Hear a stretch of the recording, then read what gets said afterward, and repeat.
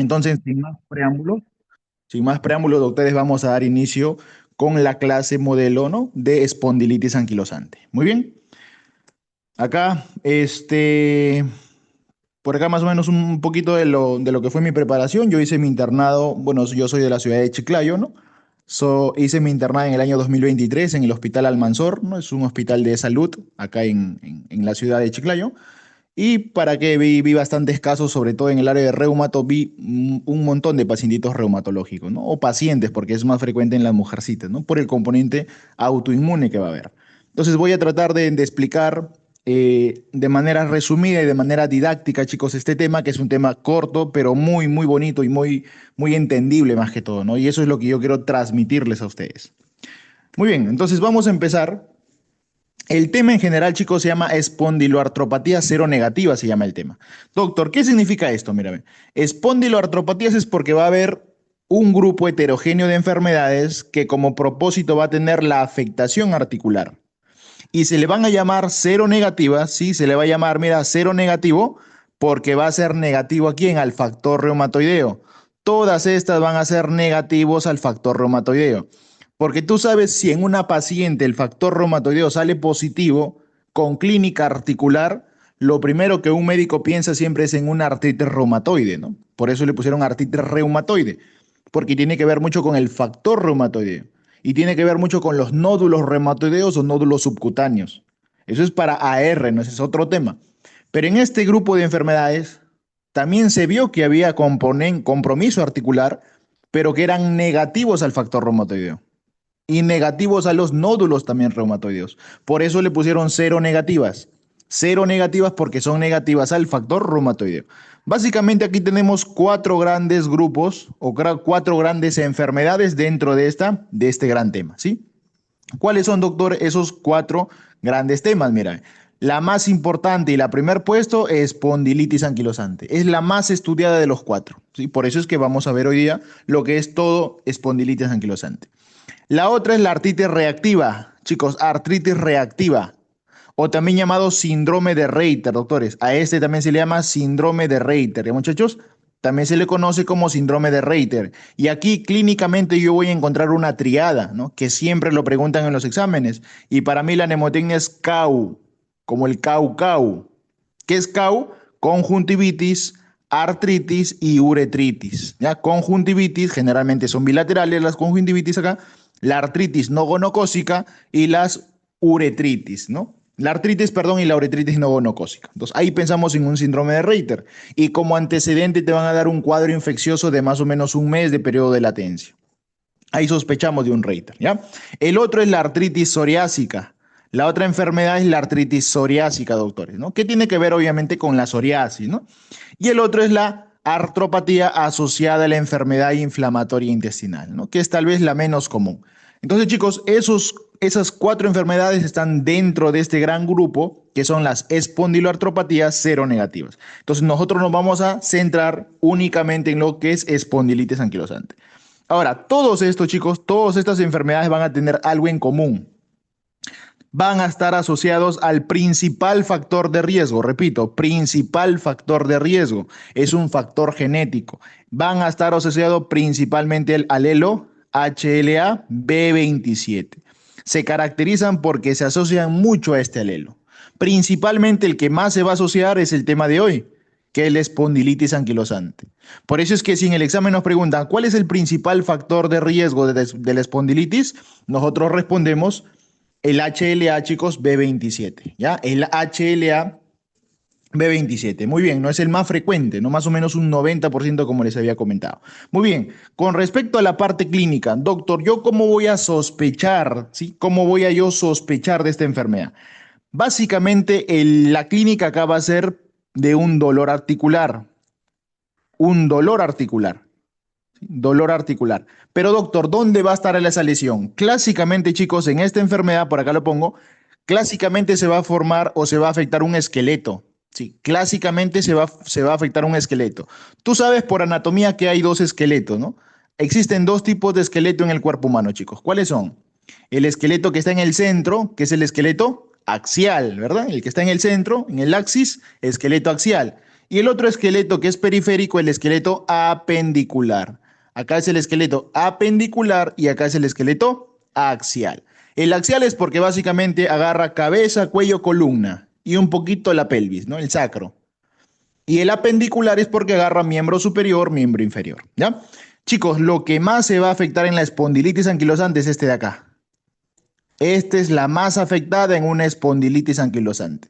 Principalmente la parte de la columna, ¿sí? Principalmente, chicos, la parte de la columna, sobre todo la columna lumbar. Ya lo vamos a ver en un ratito cuáles son los cambios a nivel de esa zona. ¿Ya, chicos? Entonces, importante conocer eso. El esqueleto más afectado es el esqueleto apendicular. Otra cosita que hay que saber, con respecto al dolor, cuando uno estudia el dolor en reumatología, tenemos que recordar, ¿sí? Tenemos que recordar, a ver, por acá me ponen, claro, la famosa caña o columna en caña de bambú, ¿no? Que es básicamente porque hay una fusión de los cuerpos vertebrales, ¿no? Pero que ya poco a poco lo vamos a ir viendo, chicos, durante la clase. Muy bien, doctores. Entonces, como les comento, ¿no? Claro, se llegan a funcionar, ¿no? Y a eso le llamamos sindesmofitos, ¿no? Cuando un cuerpo se anastomosa o se fusiona con el otro cuerpo vertebral, eso se llama sindesmofitos. Y eso a la larga te lleva a una columna soldada como si fuera un bambú, ¿no? Columna en caña de bambú. Pero eso ya lo vamos a ver en un ratito. Muy bien. Entonces, cuando uno estudia el dolor, doctores, en reumatología, miren, cuando uno estudia el dolor en reumatología, básicamente tienes que dividirlo en dos tipos de dolores articulares. El dolor puede ser mecánico o puede ser un dolor inflamatorio. Básicamente, cuando tú te enfrentas ante un paciente reumatológico y tiene dolor, pregúntate, ¿es mecánico? ¿Es inflamatorio? Al examen físico, el mecánico no va a tener signos de flogosis. Tú vas a tocar la articulación, está fría, vas a encontrar más bien crujidos, ¿no? Tú la vas a mover, vas a escuchar crujidos. Clásicamente, el ejemplo, chicos, el ejemplo principal acá, ¿quién es? ¿Quién es el ejemplo clásico de un dolor mecánico en los pacientes adultos mayores, por ejemplo, ¿no? Que a cada rato le duele la rodilla, le duele las manos, y que es un dolor que no tiene signo de flogosis y que se asocia mucho a los crujidos, ¿no? Sobre todo en los pacientes ancianitos. La artrosis, doctores, ¿no? Pero que ese es un término que hoy en día ya no se utiliza. Claro, la artrosis ya quedó para la historia, ¿no? Tú le preguntas a un reumatólogo, no, nunca va a decir la palabra artrosis, ¿no? Ese es el término coloquial, se podría decir, eso ya quedó en desuso. El término correcto es osteoartritis. Sí, el término correcto es osteoartritis. ¿Ya, chicos? Osteoartritis, ¿no? Pero para términos clásicos, la famosa artrosis. ¿Ya, chicos? La famosa artrosis. En cambio, el otro es porque al tocarlo tú va a haber un proceso inflamatorio. Si tú lo vas a tocar la articulación, va a estar caliente, va a haber signos de flogosis, va a haber edema, va a haber eritema, calor, rubor, todos los signos flogóticos por todo el proceso inflamatorio que hay. Sí, chicos, muy bien. Entonces, acá vamos a pensar en muchas causas, ¿no? Dentro de las inflamatorias está el AR, el lupus, eh, las espondiloartropatías, que es este tema de acá, y muchas enfermedades más, ¿no? Y muchas enfermedades más. Pero lo importante es qué características tiene este dolor inflamatorio. Datito, primero que es un dolor, sí, chicos, es un dolor primero que se asocia a rigidez. Primer datito, es un dolor que se asocia a rigidez y la rigidez es matutina y son rigideces prolongadas. No es una rigidez de 15 minutos, de 20 minutos, no. Son rigideces matutinas que son al despertar, pues son matutinos, ¿no? Son al despertar y que duran generalmente para algunas literaturas más de 30 minutos, pero para las literaturas clásicas más de una hora, como en el AR, por ejemplo, ¿no? Entonces, eso te asocia a un dolor inflamatorio, ¿no? Entonces, pregúntale, Ceñito, ¿usted cuando despierta la articulación se le queda pegada? ¿No? Es como que si estuviera bien rígida, sí, doctor. Al despertar, la articulación la siento bien rígida y poco a poco se va soltando y demora en soltarse. Ya, esa es una rigidez matutina, típico de los dolores articulares inflamatorios. Otro, ¿con qué empeora? El dolor primero mejora. ¿Con qué va a mejorar? Mejora, chicos, con el ejercicio. Va a mejorar el dolor va a mejorar con el ejercicio. ¿Y con qué va a empeorar? Empeora con el reposo. empeora con el reposo. Y el otro datito típico que tú tienes que saber, que son dolores que se complican por la noche. Va a complicarse mucho por la noche. Probablemente no lo va a dejar descansar a la paciente. Entonces, cuando tú preguntes eso en el examen físico, en el interrogatorio, si tiene dolor y es un dolor que está asociado a rigidez matutina más de una hora, es un dolor que empeora con el reposo. Cuando se siente empeora, tiene que estar caminando para que calme el dolor. Y se complica más por la noche, es de complicación nocturna, eso nos orienta a un proceso inflamatorio. Y esto de acá, el dolor articular, chicos, en este tema es un dolor inflamatorio, doctores. ¿Ya? Es un dolor inflamatorio. Generalmente, chicos, la parte más afectada en la espondilitis anquilosante es la columna lumbar. La zona lumbar es la zona más afectada y la región sacroilial. Sacroilial, muchachos. Por eso es que el paciente va a venir con esto. Por esta afectación sacroilial, doctores, el paciente va a venir con dolor glúteo. Clásico paciente con dolor glúteo, ¿no? Y son generalmente pacientes jóvenes. Si uno estudia la epidemiología de este tema de espondilitis, son chicos jóvenes. Acá se afectan más los hombres.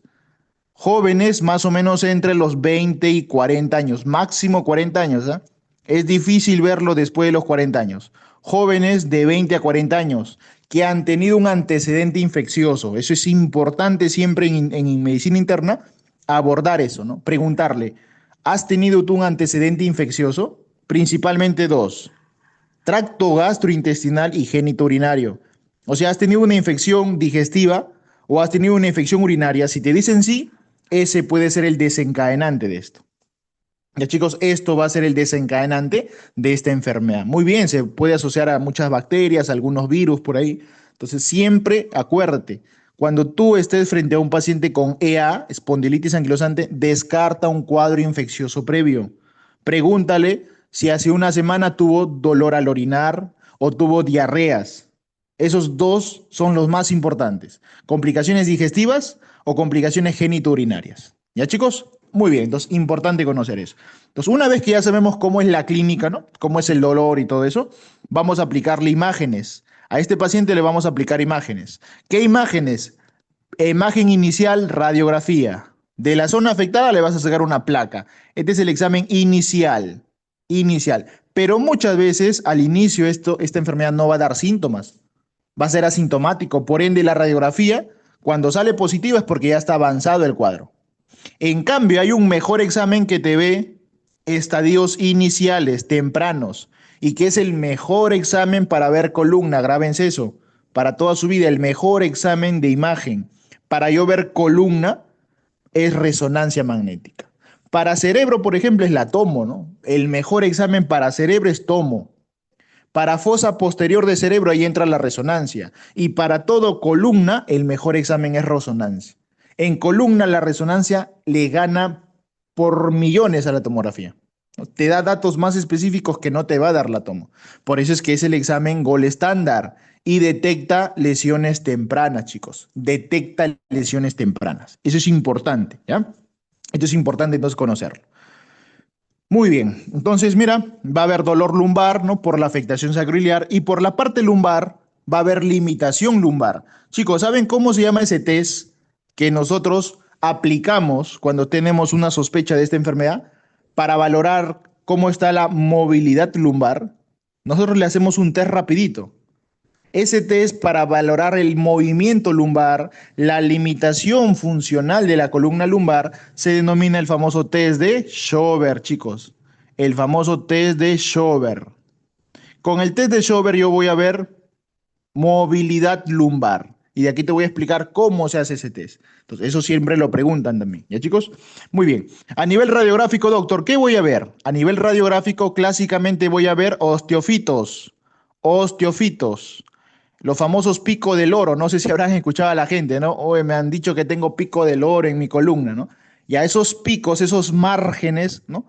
Que están en la columna lumbar, ¿no? Pero en la zona marginal, o sea, en las zonas de afuera de la columna, no en el centro, sino hacia afuera, esos picos que están en los márgenes se llaman los osteofitos, ¿sí? Básicamente es una neoformación ósea, ¿no?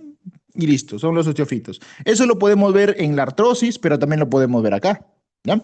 Otro, los sindesmofitos, ya lo vamos a ver, ¿qué es un sindesmofito? Diferencia, porque esto te pueden preguntar, ¿no? Doctor, ¿qué es un osteofito y qué es un sindesmofito? Diferencia, el osteofito, muchachos, imagínate que esta es una columna, un cuerpo vertebral, y esta es la otra columna, imagínate, ¿ya? Imagínate que este es L4, imagínate que este es L5, ya. Si es que crece, muchachos, si es que crece una proyección ósea, una excrescencia ósea en las puntas de la columna vertebral, pero no crecen hacia adentro, sino se van, doctor, hacia afuera. Ya, estos son los osteofitos. O sea, los osteofitos se originan en los márgenes del cuerpo vertebral.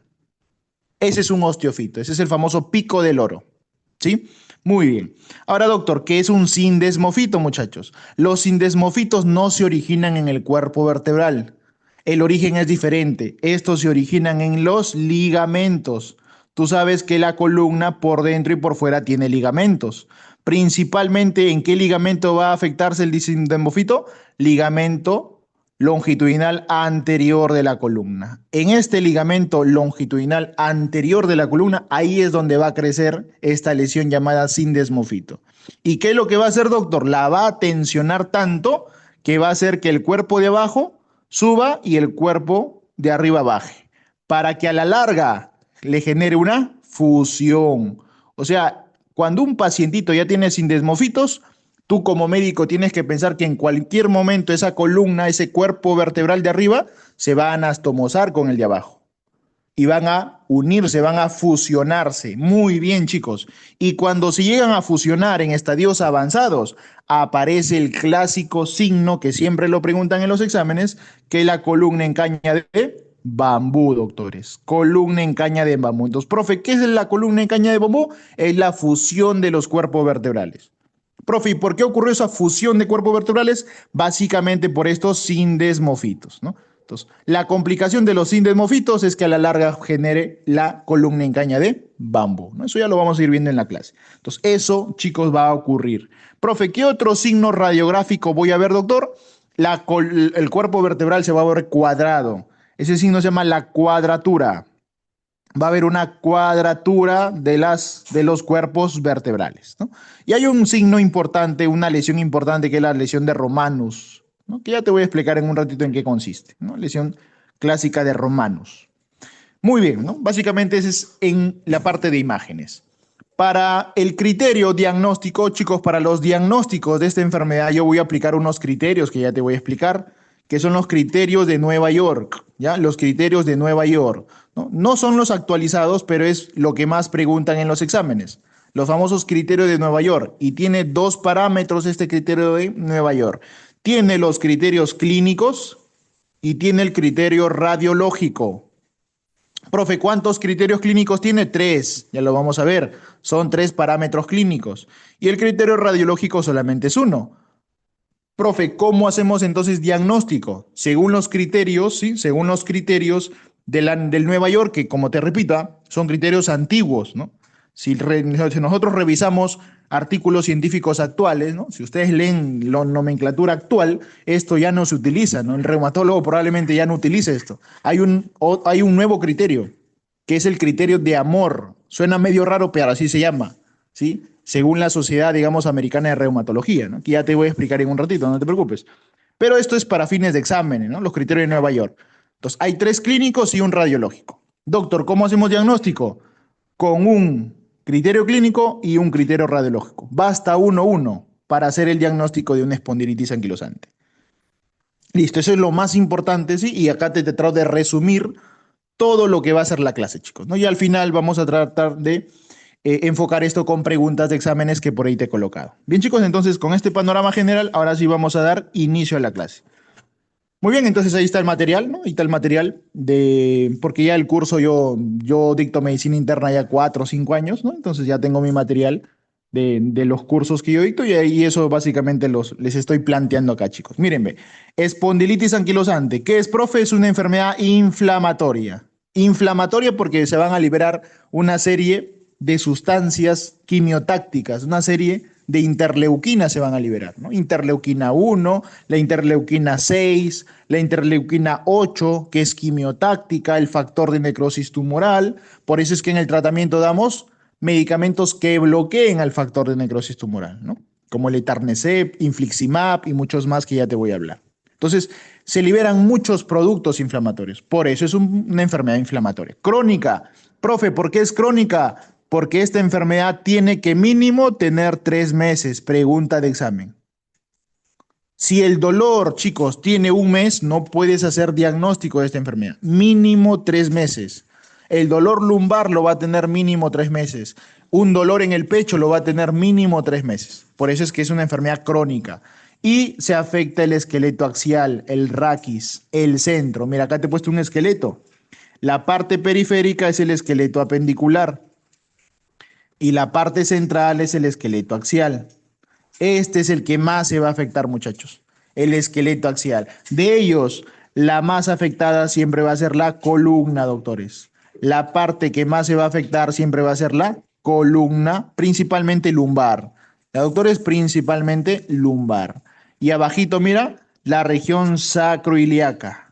La región sacroiliaca. Esta región de acá, que es la parte lumbar, y esta de abajo, que es la sacroiliaca, son las regiones más afectadas. Y un datito típico, ¿eh? Un datito importante que todos tenemos que conocer, que chicos, en la columna, primero, como tú ves, se afecta abajo y la enfermedad poco a poco va ascendiendo. Eso es clásico de la espondilitis anquilosante. El paciente te va a decir, doctor, me duele acá abajo. No, hace un mes me dolía acá abajo, pero ahorita ya me duele más arribita y ahorita ya me duele hasta el cuello, te va a decir. Pues eso es clásico, chicos, de la espondilitis anquilosante, ¿no? Es una afectación ascendente. Empieza abajo, en la zona lumbar sacroiliaca y poco a poco va ascendiendo. ¿Ya, muchachos? Poco a poco va ascendiendo. Muy bien. Entonces ahí está. Entonces recuerda, el esqueleto más comprometido es el esqueleto axial. ¿A quién se asocia? Al alelo HLA-B27. Pregunta examen clásica, ¿ya? Y por acá te he puesto, mira, ven, profe, ¿todas se asocian al alelo HLA-B27? Sí, mira, ve, todas se van a asociar, ¿eh? Todas. La espondilitis anquilosante, el Reiter, la psoriásica, las enteropáticas, todas. Pero la que más se va a asociar, mira, cerca a un 90% el espondilitis anquilosante, ¿no? Y esa es clásica, siempre pregunta examen. Muy bien, típico de los hombres, ¿no? Se va a afectar más aquí el sexo masculino, ¿no? Y clásicamente es menor a 40 años, ¿no? Entre los 20 a 30 años en promedio, ya muchachos, en promedio. La causa no se sabe, ¿no? Es de causa desconocida, pero hay antecedentes infecciosos que tienes que descartar, como te digo. El principal antecedente, tienes acá dos factores para que se genere la enfermedad, ¿no? Y en reumato esto yo siempre lo enseño, ¿no? Para que una enfermedad reumatológica se produzca, tienes que tener dos cosas. Factores genéticos, ¿sí? Factores genéticos y factores ambientales. Toda enfermedad reumatológica tiene estos dos componentes, ¿no? Ya ustedes que han ido reumato sabrán. Dos componentes siempre, factor genético, factor ambiental. El genético no se puede modificar, ¿no? Ya la persona nace con esa predisposición a hacer la enfermedad. Si su papá tuvo, si su mamá lo tuvo, lo más probable es que ella en sus genes tenga predisposición genética. Ahí no la podemos modificar ya. Pero sí podemos modificar los ambientales. En los ambientales está la causa farmacológica, la causa infecciosa, causas metabólicas, etc., etc., etc. En esta enfermedad, por ejemplo, un factor ambiental importante, los antecedentes infecciosos, como te comento. Descarta antecedente genitourinario, antecedentes infecciosos digestivos. Es lo más importante. Y en la parte genética, el alelo HLA-B27. ¿Ya? Siempre es pregunta examen eso. Profe, ¿por qué era cero negativa? Acá está, mira. Cero negativa porque tiene ausencia del factor reumatoideo, ¿no? Y también ausencia de los nódulos reumatoideos. Listo. Doctor, ¿solamente se va a afectar el esqueleto axial? No, chicos. También puede afectarse el esqueleto apendicular también, pero más frecuente es la afectación del esqueleto axial, es más frecuente. El esqueleto apendicular sí se afecta, pero en menor frecuencia. Es muy poca la afectación. O sea, la paciente doctor puede venir con dolor en el hombro, dolor en el codo, dolor en la rodilla, sí, sí puede venir, pero no es lo clásico, no es lo típico, chicos. Lo típico es que venga con dolor de columna, con dolor glúteo, con dolor en el tórax, en la zona lumbar, en el cuello. Eso es lo clásico, ¿ya? Asociado al dolor inflamatorio que ya te he explicado. Muy bien. Doctor, y si se llega a afectar por A o B el esqueleto apendicular, ¿cómo va a ser la clínica, chicos? La clínica va a ser de oligoartropatía. Doctores, ¿saben cuándo yo hablo de oligoartropatía? ¿Cuántas articulaciones se tienen que afectar para yo decir, este es un paciente con una oligoartrosis o una oligoartritis? Monoartritis es porque se afecta una articulación, ¿no? Mono es uno, ¿no? Oligo, muy bien, chicos, de 2 a 4, doctores. 2 a 4, clásicamente ahí están las oligos. Y las principales enfermedades en reumato que van con oligo es esta de acá, las espondiloartropatías seronegativas. En cambio, cuando se afectan 5 articulaciones o más de 5, esas son las poliarticulares, ¿no? ¿Y cuáles son las enfermedades clásicas de la poliarticular? Dos enfermedades clásicas de una poliarticular, que son las más estudiadas en reumato. El AR y el lupus, ¿no? Muy bien. El AR y el lupus, chicos. ¿Ya? El AR y el lupus. Muy bien, entonces este de acá es una oligoartropatía, ¿no? Y asimétrica, ¿por qué asimétrica? Porque un lado se diferencia del otro, pues no, o sea, no es igual, no es igual. Muy bien, entonces por acá mira clínica articular, por acá te lo he resumido, ahí está, clínica articular. La articulación más afectada es el raquis, el esqueleto central, ¿sí? Y si se afecta la parte periférica, siempre va a ser oligoarticular, asimétrica, ¿sí? Bilateral, ¿no? Listo. Puede generar un poco de erosión, sí, un poquito de erosión, proliferación, por eso es que se forman, chicos, los osteofitos, pues. Esos picos de loro que se forman en la columna, esas proliferaciones óseas es por esto, ¿no? Por la misma proliferación que va a ocurrir a nivel del huesito, ¿no? Los osteoblastos empiezan a reproducirse más y empiezan a formar neohueso. Y ese neohueso se forman en los márgenes, ¿ya? En los filos del cuerpo vertebral. A nivel, a nivel de, chicos, a nivel de la parte de entesis, básicamente, ¿qué es la entesis? Mira, este es el huesito, ¿ya? Este es el hueso, y por acá está el músculo. Imagínate, este es el músculo. Tú sabes que el músculo va a llegar al hueso, ¿no? El músculo tiene que insertarse en el hueso. Ya, esta zona de inserción entre el músculo y el hueso es la entesis. ¿Ya? Esto se llama entesis. Cuando se inflama esto, hablamos de entesitis. Chicos, la localización más frecuente de la entesitis es abajo en el tendón de Aquiles. Doctores, donde yo estoy marcando esta de acá, ¿creen que el tendón de Aquiles está acá normal o está alterado? Esta imagen donde he puesto acá, donde le marcaba el círculo, ustedes dirán que está afectado acá este tendón de Aquiles o está normal. Chicos, está normal acá. Acá yo lo veo normal al tendón de Aquiles, mira. En cambio, acá yo lo veo hinchado, lo veo edematoso, lo veo inflamado. Entonces, aquí está el proceso de la entesitis. ¿Ya, muchachos? Ahí está el proceso de la entesitis. Acá, tendón normal y acá está el tendón inflamado. ¿Ya? Acá está la entesitis.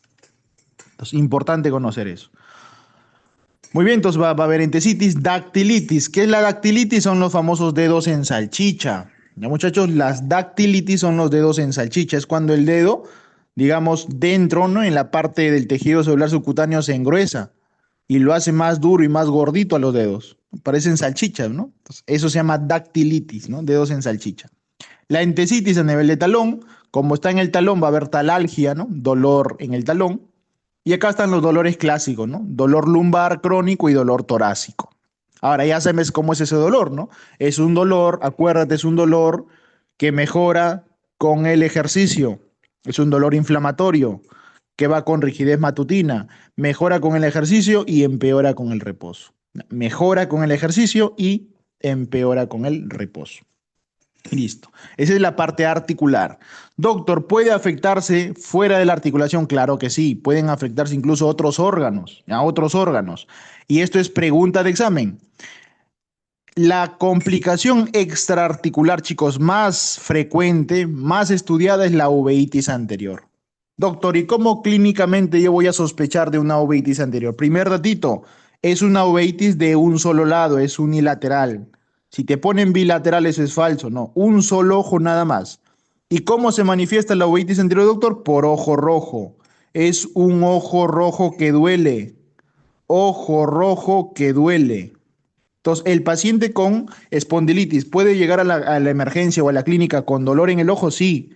Cuando llega con dolor en el ojo y solamente es un solo ojo, es unilateral, y tú le ves la pupila y está miótica, hay miosis, pensamos, ¿sí? Pensamos en una uveitis anterior. Profe, ¿qué me preguntan? ¿Qué es la uveitis? Chicos, es la afectación de la uvea. La uvea, doctores, es como que la parte intermedia, se podría decir, entre la esclera, ¿no? La esclera por delante y por atrás, pues la retina, ¿no? Entonces, esa es la uvea y la uvea ya tiene sus partes. Hay una uvea anterior, una uvea intermedia y una uvea posterior, ¿no? En la uvea anterior, por ejemplo, está la, la esclera con lo que es la parte de la pars plana, por ejemplo, ¿no? Entonces, cuando se afecta la uvea anterior, hablamos de uveitis, ¿no? Inflamación de la uvea.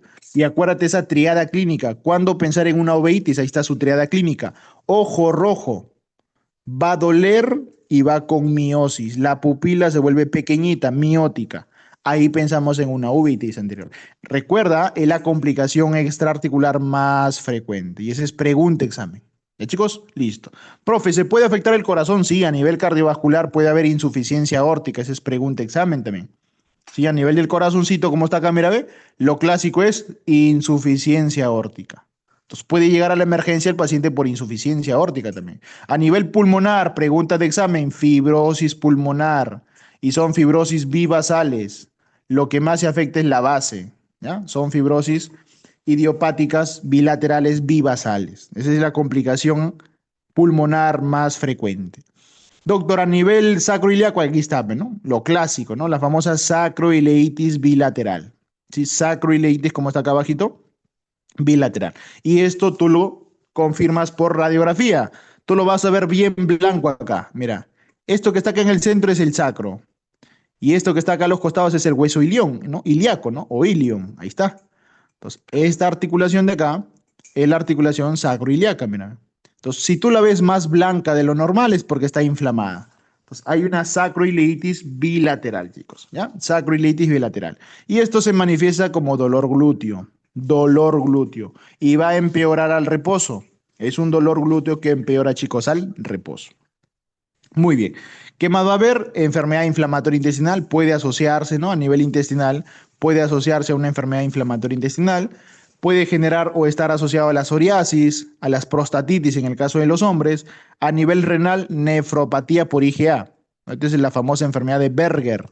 Ya la nefropatía por IgA es la famosa enfermedad de Berger. Es tal vez una de las nefropatías más frecuentes. Osteoporosis y luxaciones. Y acá está el ojo rojo, mírame. Aquí está el ojito rojo, ¿sí? Chicos, ¿cuál era la triada, se acuerdan? ¿Cuál era la triada para yo pensar en una uveitis anterior? Y acá lo pongo, ¿ah? Manifestación más frecuente, mírame. ¿Cuándo pienso yo en una uveitis? El ojo se le pone rojo. Es un ojo rojo doloroso. Hay dolor. ¿Y cómo va a estar la pupila? Miótica. Esa es la triada. Ojo rojo, más dolor, más miosis. Y muchachos, ahí pienso yo en una uveitis anterior. Y recuerda que es unilateral, no es bilateral, ¿ya? Es unilateral. Muy bien, todo eso es en la parte clínica. Vamos a los criterios. Los criterios no tan actuales, pero se estudian todavía, son los criterios de Nueva York. Mira, ve, ahí están, criterios de Nueva York, que como te digo, tiene dos partes, dos parámetros, el parámetro clínico y el parámetro radiológico. Y en el parámetro clínico yo encuentro tres cositas clínicas. Y en el parámetro radiológico solamente uno. Para yo hacer diagnóstico, acá está, el diagnóstico es clínico radiológico, ¿ah? Tú por clínica no puedes diagnosticar, tiene que ser clínica más radiología, por eso es que es básico una plaquita acá. Entonces, como te dije, ¿no? Para el diagnóstico necesitas un clínico y un radiológico y se acabó. Si solamente tienes el clínico, no puedes hacer diagnóstico. O si solo tienes radiológico, tampoco puedes hacer diagnóstico. Tienen que estar los dos. Profe, ¿cuáles son los tres parámetros clínicos? Mira, ven, ¿qué te dice acá? Dolor lumbar. Ya saben por qué el dolor lumbar, ¿no? Por la afectación de la columna lumbar. De al menos 3 meses, como te digo, como mínimo tiene que tener 3 meses porque es un cuadro crónico y que va a mejorar con la actividad física, como buen dolor inflamatorio, como buen dolor inflamatorio, y empeora con el reposo. Y si quieres, se asocia a rigidez matutina, rigidez más de 1 hora, clásico, ya chicos, clásico eso, y empeora sobre todo por la noche, no lo va a dejar dormir al paciente. Por eso es que la emergencia te va a llegar por la noche, pues. A mí las emergencias por estos pacientes me llegaban de noche. No pueden ni caminar, no pueden dormir, es un dolor que no lo aguantan, ¿no? Es un dolor insoportable, como dicen ellos. Ya, entonces, eso es importante conocer. ¿Qué más va a haber, doctor? Limitación de la movilidad de la columna lumbar. Chicos, ¿con qué examen yo evalúo la movilidad de la columna lumbar? Porque tenemos que aplicar ese test para ver si hay limitación o no hay limitación, ¿no? Que es básicamente hacerle una maniobra que ya te voy a explicar. Ya, ese test, ¿cómo se llama, muchachos? El famoso test de Schober. Ya, chicos, el famoso test de Schober. Es un test que sirve para ver la movilidad. ¿Cómo está esa columna lumbar? ¿No? Básicamente es ponerlo de pie el paciente, luego decirle que se flexione y que trate de tocar la punta de sus pies, ¿no? Sin flexionar las rodillas, y ahí vamos a ver cómo está esa parte lumbar, ¿no? Lo clásico es que de 10 centímetros aumente a 15 o a más, pero en estos pacientes ya no.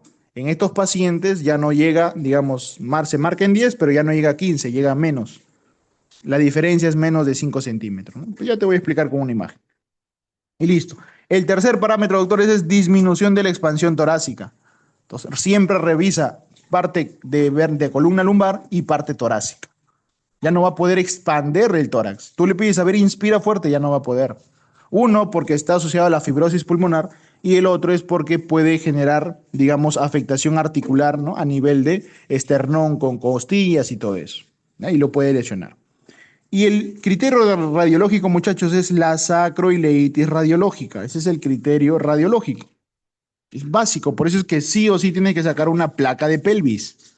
Ya, chicos, placa de pelvis. Muy bien. Dato importante, hasta ahorita no te he hablado del HLA-B27, mira, porque no sirve para el diagnóstico. Así te preguntan, ¿el HLA-B27 sirve para el diagnóstico? No, no se incluye, muchachos, en el diagnóstico. ¿Para qué sirve entonces? Sirve para pronóstico. Sirve para pronóstico y sirve para seguimiento, para ver cómo va respondiendo al tratamiento y para ver el pronóstico. Un HLA-B27 pequeño, ¿no? Poquito, paciente buen pronóstico. Pero si tú tienes un HLA-B27 muy alto, paciente mal pronóstico. Ya sirve para ver pronóstico y seguimiento del tratamiento. Entonces acá te he puesto otro cuadrito importante, mira. Características clínicas de una lumbalgia debido a una espondilitis anquilosante. Primer datito, la edad. Siempre es antes de los 40 años. 20 a 40 años. Típico de los jóvenes, ¿ah? Esto no lo vas a ver en el ancianito, no. Típico del joven. Comienzo insidioso, crónico. Más de 3 meses, porque es crónico. Tiene que haber rigidez matutinas. Algunos libros dicen más de 30, otros dicen más de 1 hora.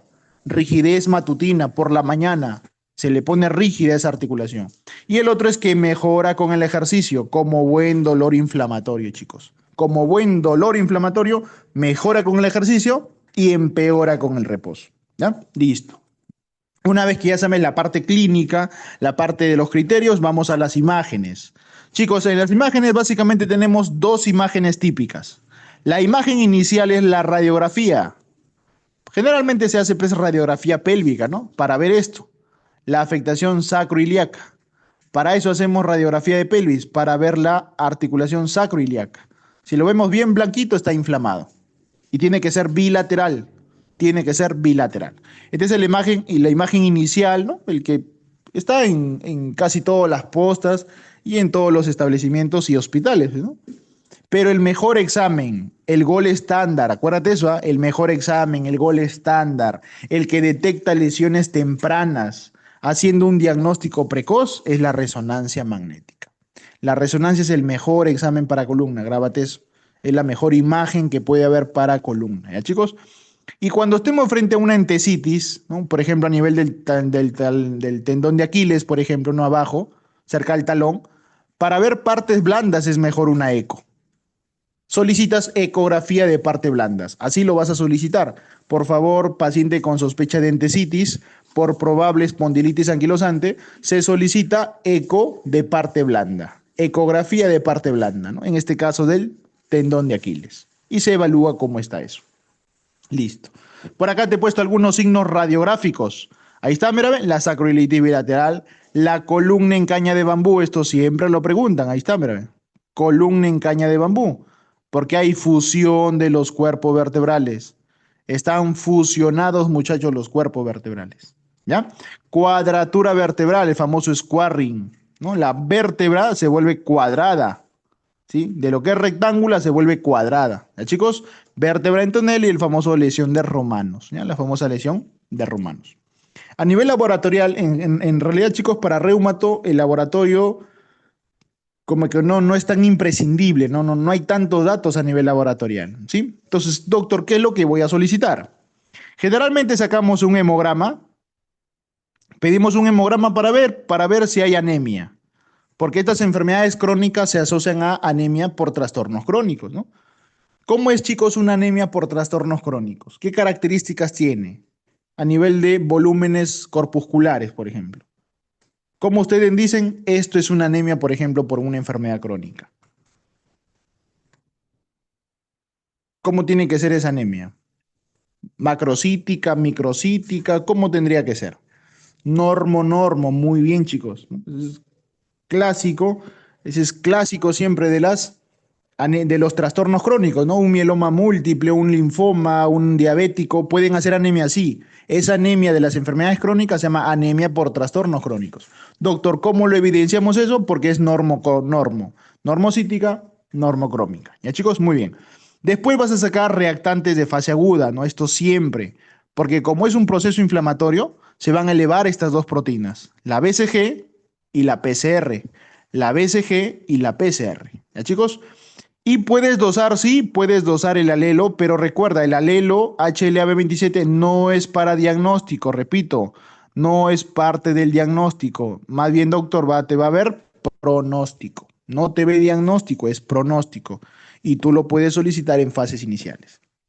Ya, chicos, lo vas a poder solicitar tú en fases iniciales, ¿no? Por acá, mira, te he puesto una clásica columna lumbar, mira. Mira cómo se lesiona, mira. Y esto hace que la vértebra de arriba se fusione con la vértebra de abajo, dando el aspecto de una caña de bambú. Ya, muchachos, dando el aspecto de una caña de bambú. Y mira acá, ve, la famosa sacroileitis tiene que ser bilateral. Sacroileitis bilateral, muchachos, ¿ya? Bilateral. Entonces, es importante conocer eso. Muy bien, por acá te he puesto los criterios antiguos y te he puesto en un rato los criterios actuales, mira. Entonces acá están los criterios de Nueva York, ¿sí? Criterio de Nueva York, ¿no? Que fue, digamos, adoptado en un congreso en el 2021, donde estaba, mira, parámetro clínico, como te había explicado, y un parámetro radiológico. Y dentro de los parámetros clínicos tienen que haber tres parámetros clínicos. El dolor lumbar más rigidez por más de 3 meses, que mejora con el ejercicio. Limitación de la columna lumbar y limitación de la columna torácica.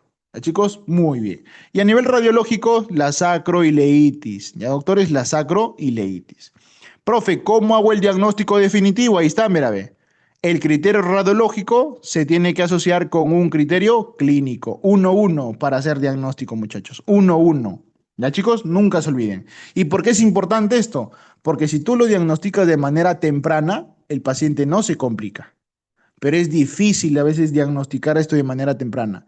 Ya el médico reacciona cuando ya el paciente llegó tardíamente a la consulta, ¿no? También es dejadez del paciente, ¿no? Entonces, importante conocer eso.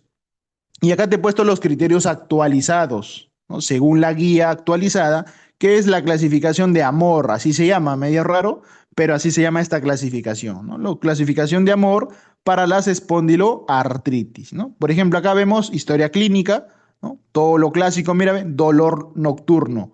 Acuérdate que estos dolores empeoran por la noche, grábate eso.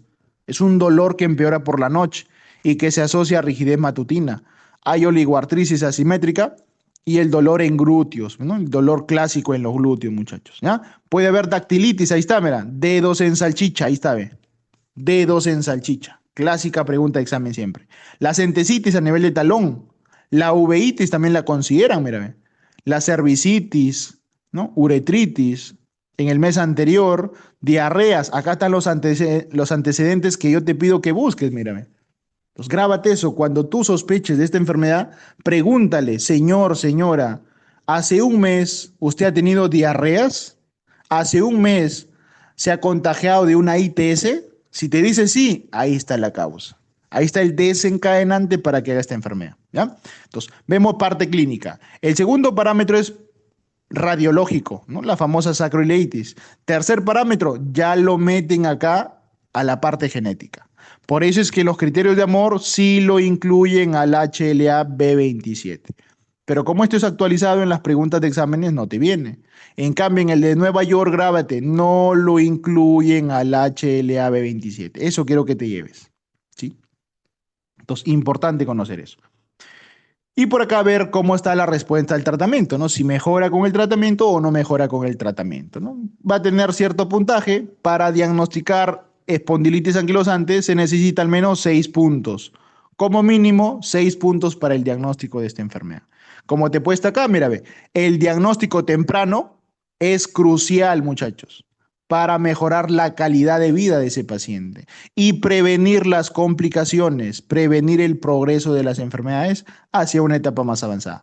Pero como te digo, a veces es difícil. Mira, ve, la guía te pone acá, todo esto es de la guía actualizada. Sin embargo, el diagnóstico en las primeras etapas puede ser desafiante, es difícil porque es muy inespecífica la clínica, ¿no? Debido a la naturaleza insidiosa, debido a la naturaleza inespecífica de los síntomas y a la falta de cambios radiográficos. Porque los cambios radiográficos, muchachos, para que ocurra, demora eso. Por eso es que la resonancia lo ve cuando recién se está iniciando. La radiografía no lo va a ver cuando recién se inicia. La radiografía ya se muestra como tal cuando ya avanzó muchos años la enfermedad. Entonces, la radiografía es para fases avanzadas. En la fase inicial, mínimo tu resonancia magnética de columna. Listo, doctores. Y terminamos con esta lámina, ¿no? Para que ustedes visualicen, mira, acá arribita te he puesto el test de Schober. Ahí te he puesto el test de Schober, mira. Chicos, ¿para qué servía el test de Schober, te acuerdas? ¿Para qué sirve el test de Schober? Para ver movilidad, ¿qué? Para ver movilidad lumbar. Muy bien, doctores. Para ver movilidad lumbar. Mira, ve, tú lo que vas a hacer es medir cuánto va desde la articulación sacroiliaca, ¿no? O el promontorio, hasta más o menos L, L1 por ahí, ¿no? Lo clásico, chicos, es que cuando el paciente está de pie, este es en un paciente de pie, lo clásico es que mida 10 centímetros. Ojo, ¿ah? Le pides que se ponga de pie. Tú visualizas y tiene que medir 10 centímetros, ¿no? Va a depender de la paciente, pero en los libros 10 centímetros. Y luego tú le vas a pedir que se agache, que flexione y que trate de tocar la punta de sus zapatos sin flexionar la rodilla. Y cuando tú le hagas eso, esto de acá tiene que aumentar más de 5 como mínimo, ¿eh? Profe, si estaba en 10 va a aumentar 5, por eso es que acá ponen 15. Eso me indica que hay una buena movilidad lumbar. No hay compromiso lumbar. Si aumenta más de 5, eso es negativo para esta enfermedad. Es un test normal. Pero si yo hago esta maniobra y veo que de 10 no sobrepasa a 15, o sea, de 10 aumenta a 3, de 10 aumenta a 4, no llega a 15, o sea, es menos de 5 el aumento, ¿no? Ahí decimos que es positivo para esta enfermedad. Entonces, ¿cuándo decimos que es un test de Schober positivo? Cuando la diferencia entre un paciente en extensión y en flexión fue menos de 5 centímetros. ¿Sí, doctores? Y profe, ¿por qué ocurre eso? Acá está la causa, muchachos. Doctor, ¿por qué se reduce la movilidad, doctor? Por esto de acá, el famoso sindesmofitos. Yo te dije que te acuerdas que te dije que era un compromiso de ligamentos, ¿sí o no? Los ligamentos se tensan y eso hace que este cuerpo vertebral de abajo poco a poco se llegue a fusionar con el cuerpo de arriba. Y a la larga se va a fusionar y va a quedar así, mira. Entonces, por eso es que se va a limitar. Cuando tú quieras extender, no va a poder extenderte, pues. Entonces, test de Schober positivo, muchachos. ¿Ya? El test de Schober positivo, ¿no? Como muy bien me dice acá el doctor, claro, es una fusión ligamentosa. Ya, doctores, es una fusión ligamentosa por la sindesmofitos que están ocurriendo a nivel de esa zona. Básicamente eso es lo que ocurre. Acá están los osteofitos. Mira, los osteofitos no tienen que ver con ligamentos. Los osteofitos son estas puntas, ¿no? Estas puntas, estos picos del oro, mírame. Son neoformaciones o excrescencias óseas que ocurren en la zona lateral de la columna. No compromete la zona central de la columna. ¿Ya, chicos? Muy bien. Por acá te lo he puesto de manera resumida, según la guía también, ¿no? ¿Quién inicia? La parte genética. Principal alelo HLA-B27, chicos. El HLA-B27. Luego, profe, se va a amplificar, ¿no? Todo esto va a aumentar. Se van a liberar una serie de células, ¿no? Una serie de células se van a liberar. Estos van a tratar de liberar sus interleuquinas inflamatorias, ¿no? Un montón de interleuquinas. Esto va a activar al TH1. El TH1 va a liberar sus interleuquinas y estas van a ser las responsables de generar toda la enfermedad. La interleuquina 1, la 6, la 8 y el factor de necrosis tumoral. Por eso es que yo lo puedo tratar esto, claro. Hay medicamentos, chicos, que vienen y bloquean directamente al factor de necrosis tumoral. Esos son acá, mira, ve, los anti-TNF, ¿te das cuenta? Pero esto de acá son medicamentos biológicos, o sea, son carísimos. Y es tu última línea terapéutica, porque es muy caro ese tratamiento, ¿no? Los famosos biológicos, como por ejemplo el etanercept, el infliximab, el adalimumab. Son medicamentos que vienen y bloquean al TNF. Lo borran al TNF. Si lo borran al TNF, se borra todo esto de acá. Pero es muy caro ese tratamiento. Por eso es que los biológicos lo dejamos para el último, como se dice. El reumatólogo siempre esto lo deja al último. Eso ya te voy a explicar de aquí en la terapéutica. Vamos con el tratamiento, profe. ¿Qué tenemos que saber del tratamiento? Como tú sabes que esta enfermedad, como tú sabes que esta enfermedad empeora con el reposo, está contraindicado, muchachos. Contraindicado el reposo. La paciente o el paciente no puede hacer reposo. El mejor examen o el mejor ejercicio que se recomienda acá, chicos, es la natación. El paciente tiene que ir sí o sí a natación y a fisioterapia. Es lo mejor. Nunca reposo, porque sabes que con el reposo empeora. Y vamos al algoritmo terapéutico de la guía, ¿no? La guía te lo resumo así, mira, ve. Si es axial el compromiso, ya sabes cuándo es axial, ¿no? Si es central el compromiso, le das un tipo de tratamiento. Si es periférico o está asociado a una entesitis o está asociado a las dactilitis, le das otro tratamiento. O sea, esto de acá es diferente. Profe, lo más frecuente es el axial. Claro, lo más frecuente es el compromiso axial. Por eso es que lo más frecuente en el tratamiento que son los simples AINES, ¿no? Los mortales llamados AINES, muchachos. Para el dolor le vas a dar su AINE. El mejor AINE estudiado acá, doctores, es la indometacina. Y la indometacina viene de 100 miligramos la tableta. Entonces le vamos a dar indometacina. Ya, chicos, indometacina es el mejor medicamento que le vas a poder acá. Asociado a terapia no farmacológica. Pregunta examen es tu primera línea. Para el esqueleto axial, pregunta de examen. Profe, en el esqueleto axial, ¿meto corticoides? No, no corticoides. Contraindicado los corticoides. Profe, ¿meto inmunosupresores? Como el metrotexato, azatriopina, micofenolato, ciclofosfamida, nada. Contraindicado eso. Tu primera línea solo son los AINES. Profe, no mejora. Si no mejora, pasas a tu segunda línea, que son los biológicos. Estoy hablando del esqueleto axial. Repito, chicos, el esqueleto axial, primera línea, AINES. Si no te mejora, pasas a biológicos. De frente pasas a biológico. En cambio, doctor, por acá lo voy a poner así para que se entienda, chicos. En cambio, chicos, si es que el compromiso es periférico o tiene compromiso de entesitis o dactilitis, ¿no? Los famosos dedos en salchicha, le vas a dar primera línea. Acá, estos de acá ahora son primera línea, ya no son los AINES.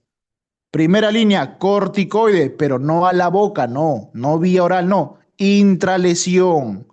Si le duele la columna, le metes infiltración a la columna. Si le duele la rodilla, aunque es periférico acá, si le duele la rodilla, le metes corticoide a la rodilla. Si es en el hombro, corticoide al hombro. O sea, donde está la lesión, ahí le aplica el corticoide. y le asocias un inmunosupresor, metrotexate, sulfasalacina, azatriopina, cualquiera el que guste el reumatólogo. Pero esa es la terapéutica. Si es periférico, arrancas con corticoide intralesional y su inmunosupresor, su ahorrador de corticoide. Profe, ¿no te responde? Sí. Si no te responde, recién vas al biológico. Recuerda que los biológicos siempre son última línea. Los biológicos, muchachos, siempre son última línea. Última línea terapéutica. Chicos, ¿sí se ha entendido? Para tratar de aquí de repasar con banquitos. Sí, doctor. Muy bien, chicos. Entonces, hemos visto entonces lo más importante, doctores, de este tema, ¿no? Que es espondilitis, que es la más importante de todo este grupo de espondiloartropatías seronegativas. Entonces, ahora, chicos, quiero que por favor todos tratemos de repasar, ¿no? Para que fijemos conceptos con este banquito de preguntas que les he traído. Por ejemplo, vamos con esa pregunta, mírenme. Dice, ¿cuál de los siguientes antígenos se asocia más fuertemente a la espondilitis anquilosante? Más o menos en un 90%. El HLA-B27. Muy bien, doctor, excelente, excelente.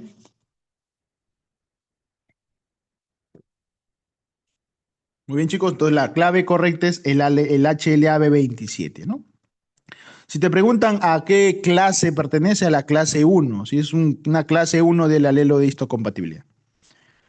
Muy bien, vamos con la segunda pregunta. Dice, el síntoma inicial clásico, común de la espondilitis anquilosante, ¿cuál es?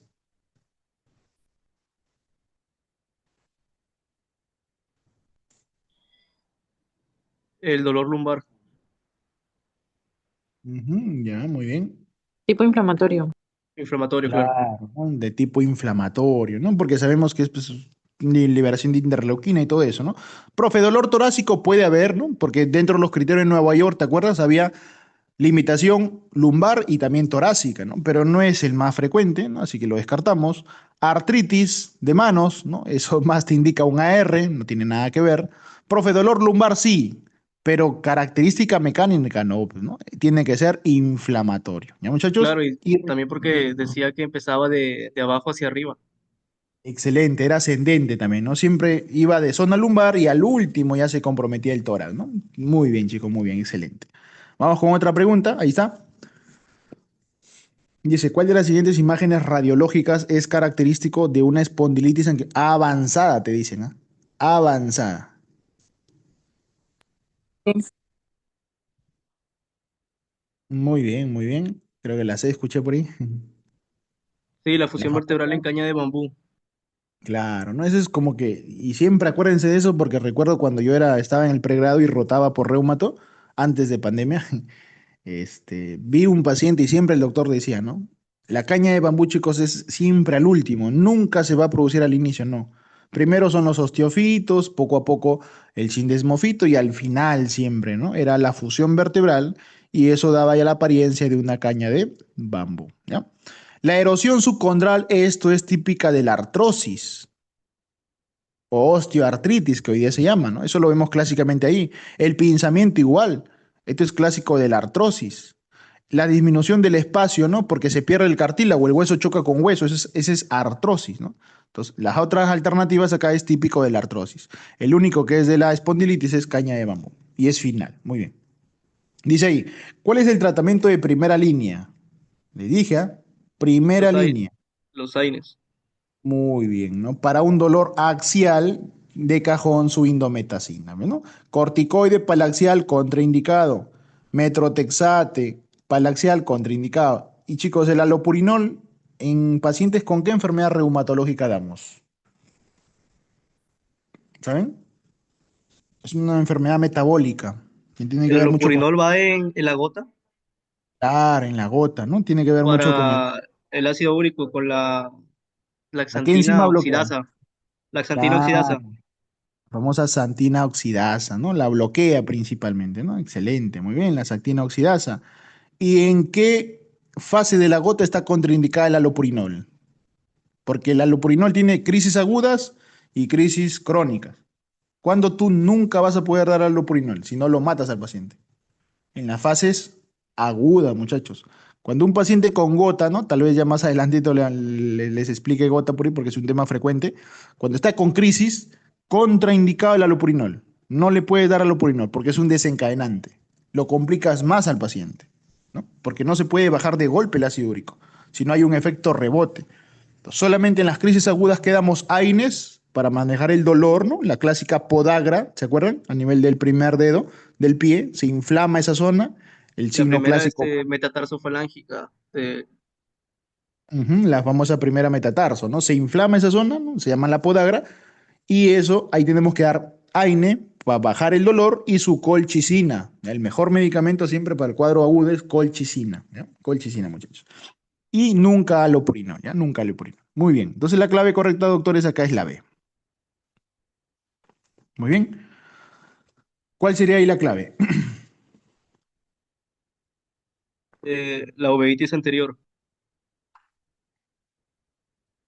Muy bien, chicos. Creo que todos dan la misma clave. Muy bien, ¿no? Complicación más común, más frecuente siempre, ¿no?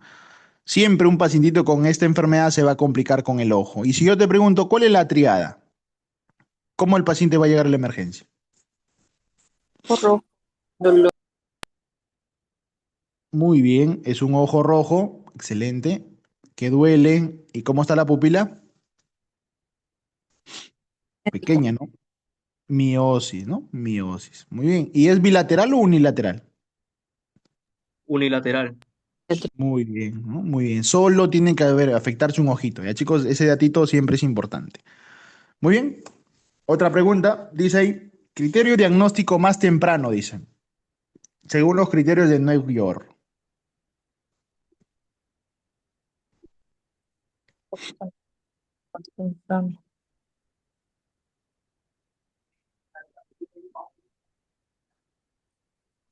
¿Cuál sería, chicos, ahí la clave?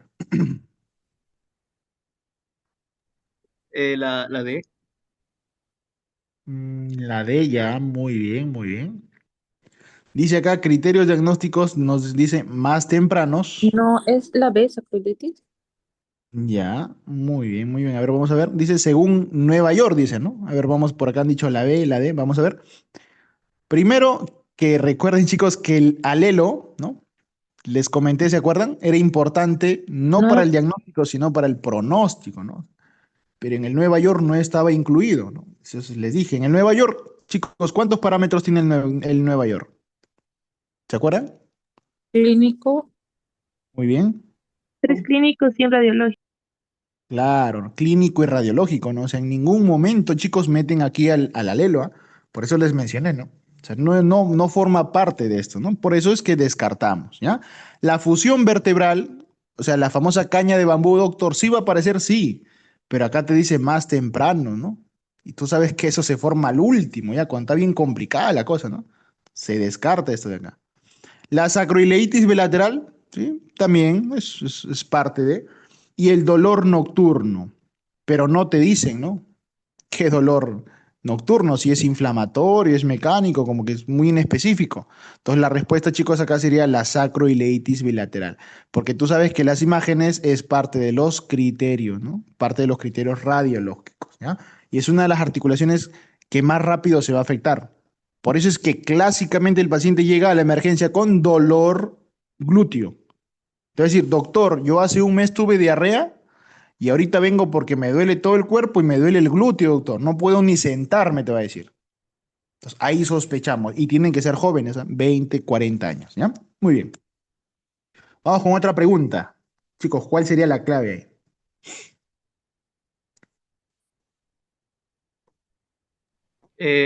La que es excepto sería que empeora con la actividad física porque mejora.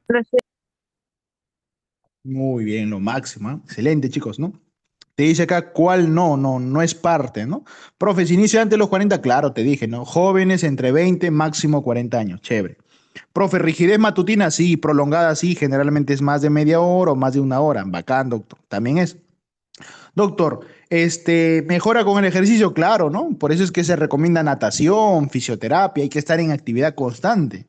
Empeora con la actividad, no, mejora con la actividad. Profe, empeora con el reposo, ¿no? Como lo acaban de decir. Entonces, eso te orienta a marcar la C, pues, ¿no? Entonces, la clave correcta, muchachos, aquí es la C.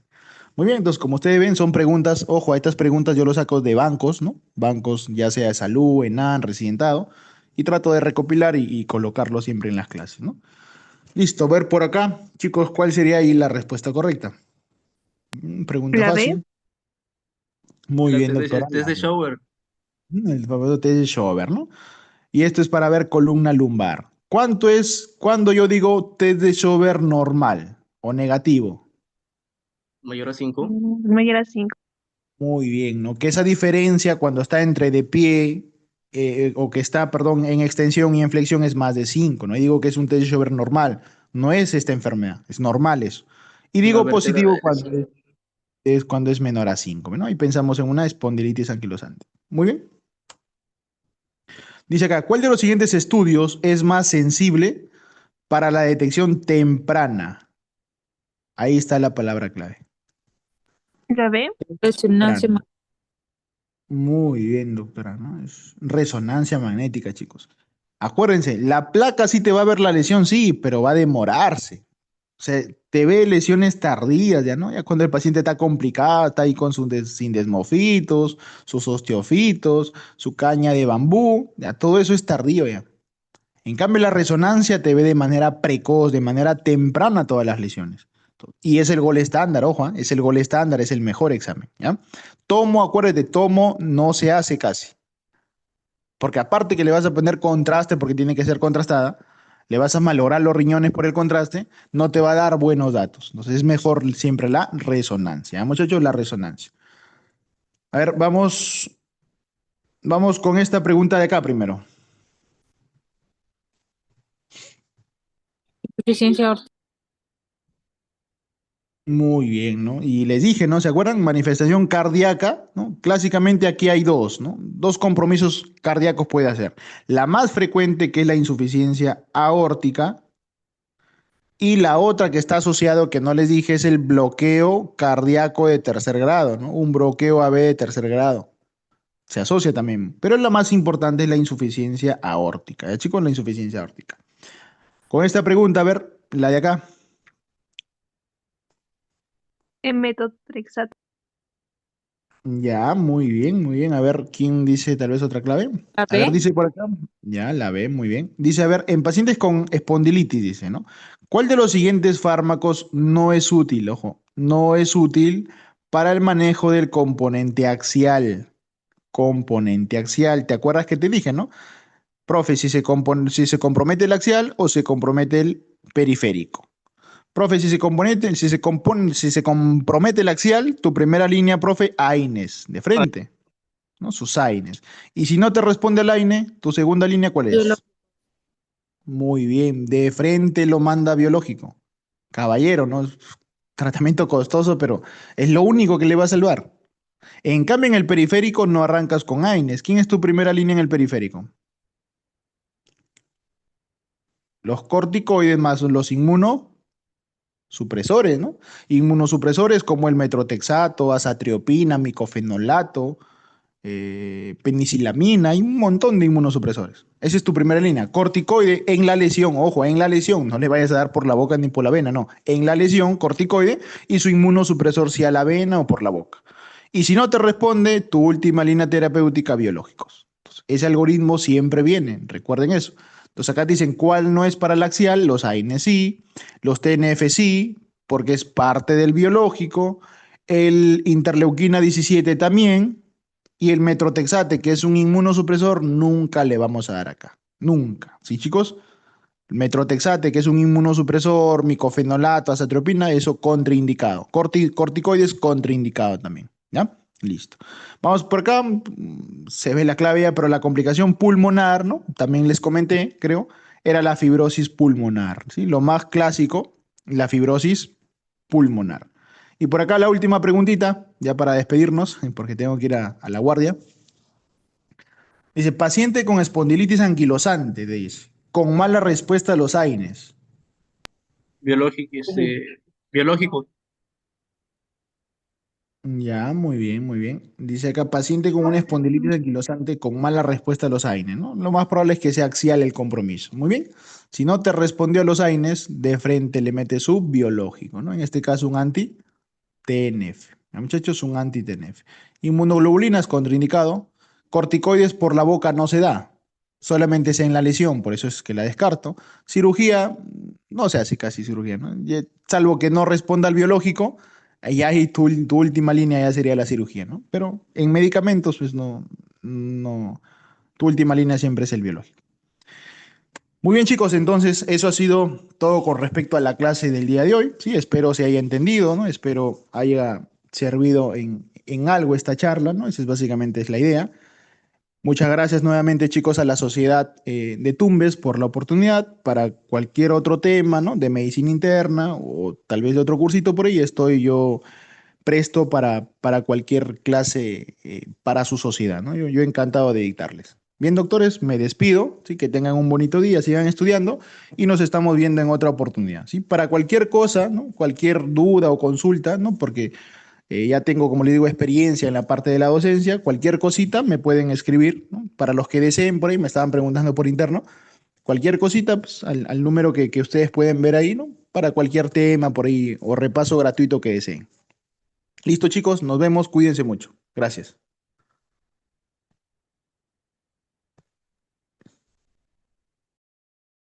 Listo, doctor Jean-Pierre, muchas gracias de parte del Comité Permanente Académico. Estamos muy agradecidos con su ponencia, realmente nos emociona ver que los chicos han aprendido y han estado interactuando bastante a lo largo de la ponencia y esperemos tenerlo más adelante en futuras ponencias, ya sean temas de reumato, neumología, endocrinología y más que todo temas de medicina interna que ya estamos llevando cursos ya clínicos. Y nos alegra bastante saber que hay doctores con esa pasión, con esa vocación de enseñar. Creo que de parte de todos los chicos que estamos aquí y de la Junta Directiva de CPA le agradecemos. Y también, doctor, por interno nos envía su correo electrónico para hacerle llegar su certificado expedido por CPA como ponente de esta clase. Muchas gracias. Listo, Aaron, muchas gracias y muchas gracias con todos los presentes. Nos vemos en otra oportunidad.